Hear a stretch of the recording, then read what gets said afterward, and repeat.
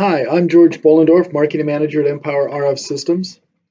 Do you remember analyzing input response during your collegiate days?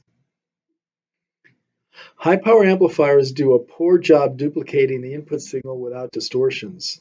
Overshoot, ringing, and droop introduce undesirable low and high frequency components into other parts of the spectrum.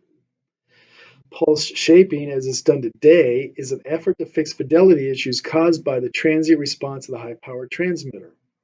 How it's done today is a combination of imperfect methods most external to the amplifier, and here are three examples. One, using a pseudo-random Gaussian shape for the RF input signal, it slows the rise and fall time of the RF input pulse. The trade-off here with Gaussian shaping is the slow rise and fall times ultimately limit the duty cycles the amplifier is capable of. Another example, slowing down the leading edge of pulses by slowing down the frequency response of the driver stage amplifier.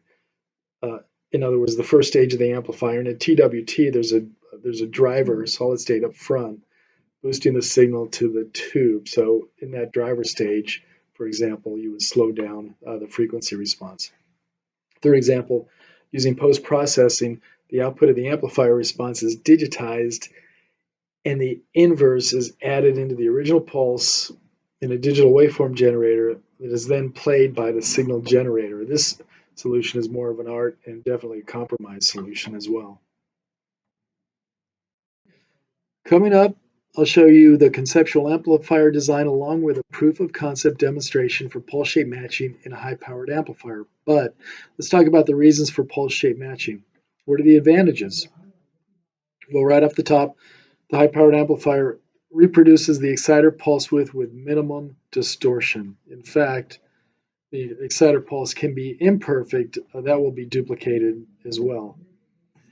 Another advantage is consistent, and this is a big one, consistent performance between all amplifiers in the family, regardless of power, bandwidth, pulse width, and duty cycle. And that's the same with pulses on a CW amplifier or pulses out of a straight up pulsed amplifier. Why is pulse shape matching important? Digital pulse shape matching enables breakthrough capabilities for radar and electronic warfare. Droop is minimized. What this technology does is it allows less capacitance on the power supply that's typically needed for a long pulse width and long duty cycles. The system engineers don't need to do their own pulse shaping, so it simplifies the system integration, complexity, and cost there. The amplifier compensates for pulse error due to temperature, and more broadly, the amplifier reproduces recorded pulses with its imperfections.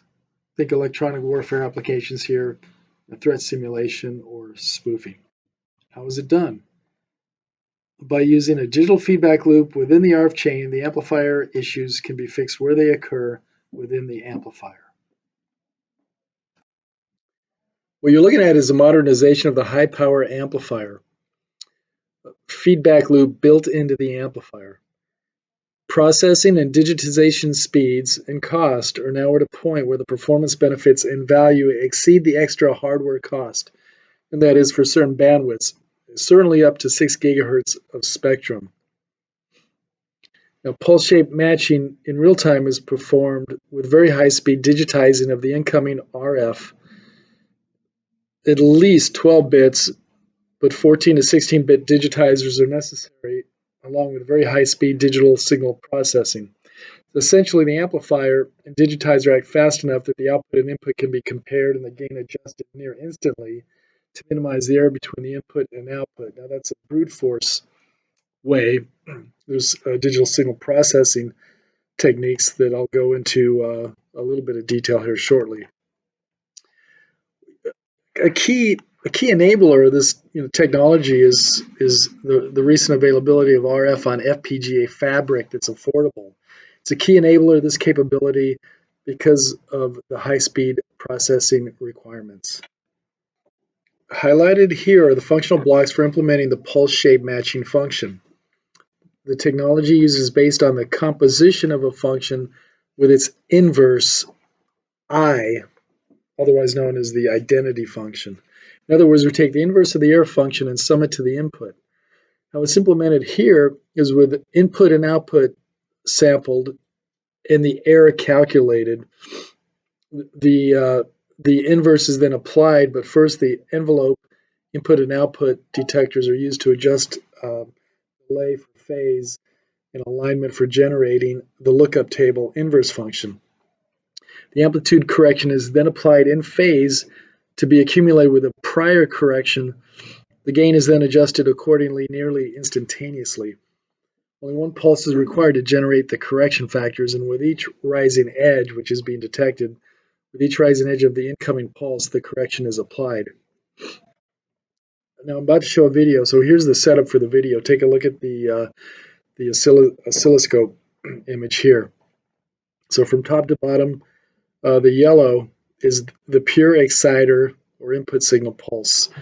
Below that is blue. That's the high power transmitter output.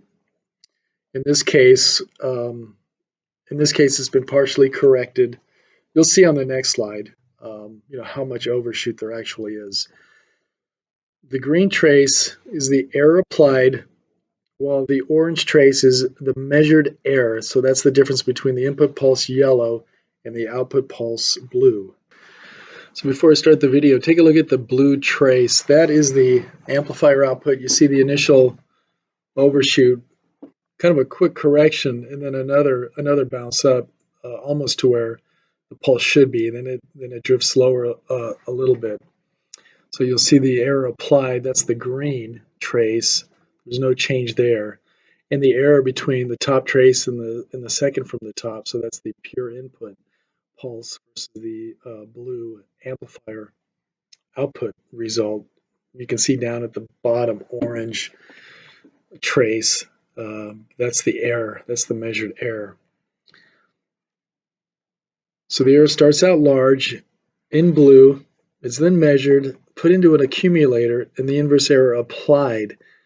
The next error measurement is made and is accumulated. You'll see the green trace, the error being applied, has grown. At the same time, the error measurement grows smaller. Then you see the result. The amplifier output pulse shape is much cleaner than before. The accumulated applied error is larger in green, and the present state error is smaller, that's in orange. The loop runs continually while adjusting for any present conditions in the error function, temperature drift, for example, and it also fixes the droop as well. Wrapping up, by using a digital feedback loop within the RF chain, the amplifier issues can be fixed where they occur within the amplifier, eliminating the need for external pulse processing and with the added benefit of reducing overall system cost. Droop performance is improved. Traditional TWT or solid-state designs require larger, heavier capacitor banks to maintain DC current to the output transistors. This technology allows for long duty cycles and long pulse widths without the need to add power supply capabilities. The clean pulse, or for that matter, repeatable nuance pulse duplication, has advantages for multifunction or complex radar applications and electronic warfare for on-range threat simulation. Better resolution and noise performance for radars, and for EW, pulse duplication allows the amplifier to reproduce recorded or live adversary signals with high fidelity. And finally, more accurate, precise test and measurement for RF component testing and repeatability for pulsed radiated immunity testing.